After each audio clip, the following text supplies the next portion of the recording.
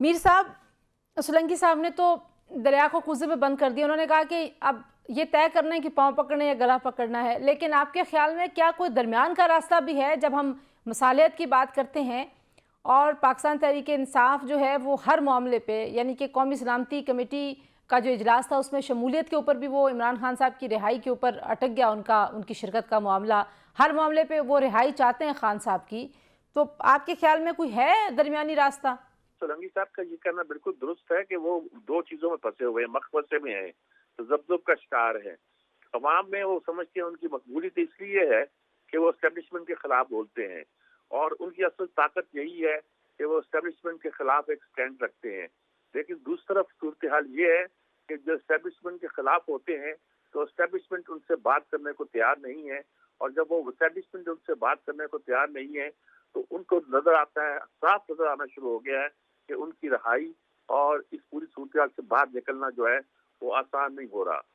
इस पूरी मकबसे में जिसमें फंसे हुए हैं वो अपने लोगों के साथ ऐसा ही रवैया अख्तियार करते हैं। एक दिन वो अमेरिका से मदद मांगते हैं, दूसरे दिन वो किसी और के साथी के साथ तावर मांगते हैं, तीसरे दिन वो कुछ और कहते हैं, लेकिन अंदर से पैगाम कुछ और आता है, बाहर से फौरन आ जाता है नहीं नहीं इमरान डटे हुए हैं, वो लड़ेंगे, वो हर सूरत में इस महाज पर कायम रहेंगे, उनको हटने की जरूरत नहीं है। गोया वो बताना चाहते हैं कि शहंशाह मुअज़्ज़म जो है सारी ताकत उनके हाथ में है। ऐसा है नहीं, ये उनको शऊर हो गया है, जो उनको पता चल गया है कि ये एस्टेब्लिशमेंट उनको छोड़ने वाली नहीं है उनकी मर्जी के मुताबिक।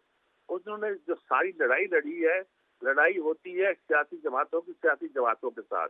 ये सियासी जमातों की सियासी जमातों से लड़ाई नहीं है, बल्कि एक सियासी जमात, बल्कि एक सियासी फर्द की लड़ाई है एस्टेब्लिशमेंट के साथ, बल्कि एस्टेब्लिशमेंट के साथ ही नहीं है, एस्टेब्लिशमेंट के चीफ के साथ लड़ाई है। अब अगर एस्टेब्लिशमेंट के चीफ के साथ आप लड़ाई लेना चाहते हैं पर्सनल किस्म की, और सारे गवाह जो है पर्सनल बना देते हैं, और आप तमाम पोलिटिकल पार्टी को कहते हैं चोर डफंगे बच्चे हैं, ऐसी सूरत में कहाँ मुज़ाकरा की गुंजाइश निकलती है। वो कहते हैं कि मेरी ताकत को माना जाए, मुझे शहजादा तस्लीम किया जाए, मुझे इस मुल्क का असल हुक्मरान माना जाए, और सब लोग अपने घर को बैठे और मैं इक़्तिदार में आऊं, और फिर मैं इनको छोड़ूंगा नहीं। इनको अच्छा, कैसा किरदार तक कोई आपको मीर साहब पहले आप बता दें, आपको कोई मुस्तकबिल करीब में ये जो स्टेटस को है ये तब्दील होता हुआ दिखाई देता है अगर दोनों साइड्स अपनी पोजीशंस पर कायम रहती हैं? मेरे ख्याल में कायम होता दिखाई नहीं देता, क्योंकि जब इमरान कहते हैं सब चोर है और मैं किसी को छोड़ूंगा नहीं, तो इसका मतलब है कि वो एस्टेब्लिशमेंट को भी नहीं छोड़ेंगे। इसका मतलब है कहने का ये है कि वो एस्टेब्लिशमेंट के चीफ के खिलाफ भी अपना मुहाज जो है वो मजबूत करना चाहते हैं। ऐसी सूरत में कौन बेवकूफ होगा कि अपने आप को मौत के सामने पेश करे या अपने आप को जिल्लत के सामने पेश करे। इमरान खान ने जो मौक़िफ़ इख्तियार किया हुआ है वो जितना भी दुरुस्त या सॉलिड हो, उस मौक़िफ़ का नतीजा ये है कि उसके मुखालिफ उसकी बात को मानने को तैयार नहीं है, और उसके मुखालिफ उसकी बात जो इधर उधर से कोशिश की जा रही है, उस कोशिश में आकर अपने आप को कंप्रोमाइज पोजीशन में डालने के लिए किसी सूरत भी आमादा नहीं है। सही। और ये वो नक्शा है जो जिसने इमरान को एक गैर सियासी, गैर जमहूरी, और यूँ कहिएगा कि एक गैर अकल को कह लीजिए, कुछ कह लीजिए कि एक कोई माकूल नजरिया नहीं है जिससे वो चल रहे हैं, सही। और उनके लिए मुश्किल है। कोयटा में जो सूरत हाल इस वक्त बनी भी है, आपको लगता है कि जो अनरेस्ट है इसको एड्रेस करने की ज़रूरत है? एक तरफ ऑपरेशन के ऊपर भी फैसले हो रहे हैं, वो भी करें, लेकिन जिन लोगों से बात हो सकती है उनसे बात भी करनी चाहिए रियासत को। ये मामलात को हल की तरफ लेके जाएगा मामला? देखिए, बलूचिस्तान का जो सूरत हाल है वो बहुत ज्यादा स्टैटिक सूरत हाल है, और उसमें सी पैक का मसला बन गया है। और इस मसले में सिर्फ ये है कि मकामी और इलाकाई ताकतें शामिल नहीं है, हमारा दुश्मन भारत ही शामिल नहीं है, जहाँ कुछ फोर्सेस ईरान में बैठकर, अफगानिस्तान में बैठकर इसकी पुष्टपनाही नहीं कर रही, बल्कि चुपके चुपके अमेरिका भी यही चाहता है कि किसी तरह से सी पैक का मसला जो है वो कामयाब ना हो सके। ऐसी सूरत में वो जो नक्शा इख्तियार करते हैं, उस नक्शे में पाकिस्तान के लिए कोई चारा नहीं है कि वो उन तमाम लोगों को जो स्टेट के खिलाफ हथियार उठा कर खड़े हुए हैं उनको उनके घरों में वापस भेजे। देखिए, बहुत कम लोग हैं जो इस موقف پر اختیار کیے ہوئے ہیں. اپنی رائٹس کے لیے بات کرنا، اپنی رائٹس کے لیے جنگ کرنا یا اپنی رائٹس کے لیے آواز کو بلند کرنا ایک اور بات ہے. آپ کر سکتے ہیں، اور کئی بار ہتھیار ڈالے ہیں لوگوں نے. کئی بار انہوں نے کہا کہ ہم مین اسٹریم میں شامل ہونا چاہتے ہیں. کئی بار وہ سیدھے ہو کے بات آئے ہیں. لیکن اگر وہ صرف یہی کہتے جائیں کہ ہم سے کوئی بات کرو، کن سے بات کرو؟ اچھا، وہی لوگ جو بدسردار رہتے ہیں، وہی لوگ ہوتے ہیں جن سے مذاکرات کیے جانے چاہیے. مثلا مفتی ایک زمانے میں حکومت کا ایک سب سے بڑا ایک مضبوط آرگن بھی رہا، اور اسی زمانے کے کچھ بعد اسی کے ساتھ مذاکرات کرنے کی گویا بات ہوئی. مشرف کے ساتھ بھی یہی ہوا، بھٹو کے ساتھ بھی یہی معاملہ پیش آیا ان کا، اور اس کے علاوہ باقی لیڈروں کے ساتھ یہی معاملہ ہے.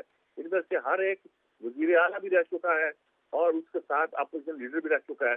یہ اختر مینگل دیکھیے، وزیر اعلیٰ بھی رہ چکا ہے، اس کا باپ بھی وزیر اعلیٰ رہ چکا ہے، یہاں سے وزیر اعلیٰ رہ چکا ہے.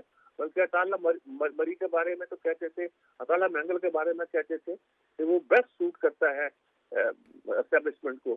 اب بھی جب اکبر مفتی کا واقعہ ہوا تو اختر مینگل کے حوالے سے ایک بات فکرہ سامنے آیا کہ وہ کہتے لیجیے ہمارا مسئلہ تو حل ہو گیا، گویا ہمارے خلاف جو قوتیں تھیں وہ چلی گئیں، اب بلوچستان پہ ہم رول کریں گے. ان کے بھائی جو ہیں وہ اپوزیشن کے بڑے جو مشہور دہشت گرد گروپ ہے اس کے سربراہ لیڈر ہیں. یہ ساری باتیں دیکھی جائیں تو اتنی کنٹرڈکشن ہے ان سب لوگوں کے اندر، تو ان کنٹرڈکشن کو ختم کرنا آسان نہیں ہے. وائے اس کے کہ اسٹیٹ جو ہے وہ سیدھی طرح ان کے ساتھ، ان لوگوں کے ساتھ جو ریاست کے ساتھ رہنا چاہتے ہیں انہیں ان سے مذاکرات بھی کرے اور ان کو رعایتیں بھی دے، اور جو لوگ ریاست سے لڑنا چاہتے ہیں پھر اسی طرح ان سے لڑے بھی. جو یہ وزراء ہیں میجارٹی ان میں سے بڑے بڑے لینڈ لارڈز ہیں، تو آپ اس اضافے کو کیسے دیکھتے ہیں جب یہ اضافہ ہو رہا ہے اسی وقت آئی ایم ایف سے آپ اپنے مذاکرات بھی کر رہے ہیں اور قرضہ مانگ رہے ہیں؟ دیکھا جائے تو ان نمائندوں کی تنخواہیں زیادہ ہونی چاہیے. یعنی اصولی بات یہ ہے کہ مجھے یاد ہے کہ پروفیسر غفور ایک بار امریکہ کے دورے سے آئے تو انہوں نے بتایا کہ جب اپنا خرچ وہ 6,000 سے 1,500 کر دیں گے تو لوگ تو اعتراض کریں گے، گھر والے بھی تنگ آ جائیں گے. تب مجھے معلوم ہوا کہ اس وقت ان کی تنخواہ 6,000 روپے تھی اور وہ ایک بہت بڑی فرم کے ڈائریکٹر تھے، فائنانس ڈائریکٹر تھے. اور انہوں نے جب ان کی پارٹی نے ان کو چھوڑنے کے لیے کہا تو ان کے ہاں دستور یہ تھا کہ جو ملتا تھا ایز ایم این اے یا ایم پی اے پیسے ملتے تھے وہ جماعت ان کی واپس کرتی تھی یا ان سے کچھ حصہ واپس کرتی تھی تاکہ وہ اپنا خرچ چلا سکے. تو وہ صرف 1,500 روپیہ تھا.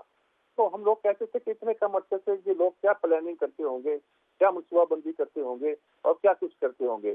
اور یہ تو چائے پانی کا خرچہ بھی ان کا جو ہوتا ہے وقت سے کہیں زیادہ ہوتا ہوگا. ہر روز دعوتیں کرتے ہیں اور بڑے بڑے لوگوں کو شامل کرتے ہیں. اس طرح ان کی پارٹی کرتی ہے. ہمارے یہاں موقف کے لیے نہیں ہے. الیکشن ہوتے ہیں تو ہم الیکشن کے لیے ایک مقرر کر دیتے ہیں کہ اس سے زیادہ پیسہ خرچ نہ کیا جائے، جبکہ ایک ہی جلسے پر اس سے کئی گنا زیادہ پیسہ خرچ ہو جاتا ہے. ہماری کوئی چیز جو ہے دیکھا جائے تو اس لحاظ سے کوئی ریشنل نہیں ہوتی کہ ہم نے کوئی مقرر کی ہو. ہم نے اس کو مقرر کرنا ہے، درست طریقے سے کرنا ہے، لیکن جب ہم اس کو اس طرح گڑبڑ کرتے ہیں کہ ان کی تنخواہوں کے حوالے سے اس کو مقرر کرنا شروع کرتے ہیں تو پھر سوال اٹھتے ہیں کہ ججوں کی تنخواہیں اس سے دگنی ہے اور فیڈرل سیکرٹری کو کم تنخواہ بھی لے رہے، دوسرے لوگ بھی لے رہے، تو یہ کیوں نہ لیں؟ پھر یہ بات آ جاتی ہے. لیکن دوسری بات یہ ہوتی ہے کہ عوامی نمائندے کو کس حیثیت سے کس قسم سے لوگوں کو ڈیل کرنا پڑے. ابتدائی دنوں میں ہمارے ہاں جب جمہوریت ابھی پاؤں چلتی تھی یہ صورتحال نہیں تھی. یہ ہمارے سیاستدان وہ لوگ تھے جو اپنی زمینیں بیچ کر خود خرچ کر کے چلایا کرتے تھے نظام.